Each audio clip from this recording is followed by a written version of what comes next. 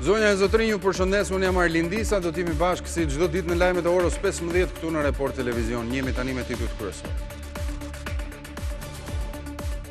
Për 24 orësh landfilli i Elbasanit është duke u djegur, ndërsa re tymi mbuluan zonat përreth. Flakët ushuan vonë në mbrëmje, por plerat digjen në thellësi pavarësisht se janë mbuluar me dhera.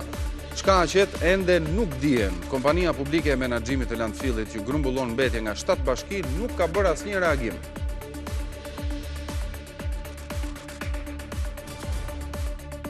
Inxekti përvolues ka shkaktuar 6 viktimat e para në Itali dhe në Spanjë. Alarmi i kuq vijon në disa shtete, ndërkohë që Organizata Botërore e Meteorologjisë thotë se bota duhet mësohet me valet e të nxehtit që do të përsëriten shpesh me kalimin e kohës.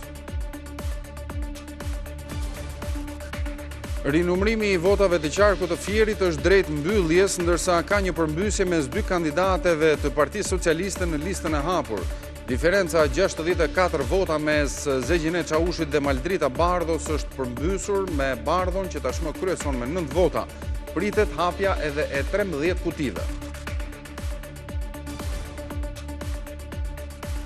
Është koha që vendit ketë një sipërmarrje rurale të fuqishme, tha kryeministri Edi Rama nga Cerriku, ku mblodhi fermer, ministra dhe kryebashkiak për të folur mbi sfidat e bujqësisë. Rama kritikoi pushtetin vendor se ka lënë fshatin në harres.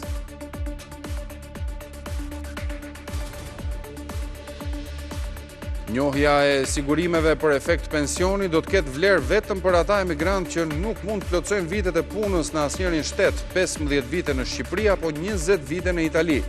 Vlera e pensioneve llogaritet sipas ligjeve në shtetet përkatëse dhe bashkohet në një llogari pas aplikimit online që qytetari bën nga vendi ku ndodhet.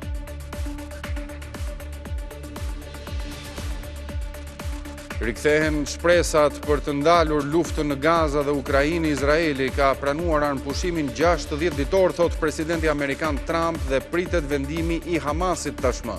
Moska deklaron se fundi i luftës është afër pasi Shtetet e Bashkuara të Amerikës kufizuan furnizimin me armë të Kievit.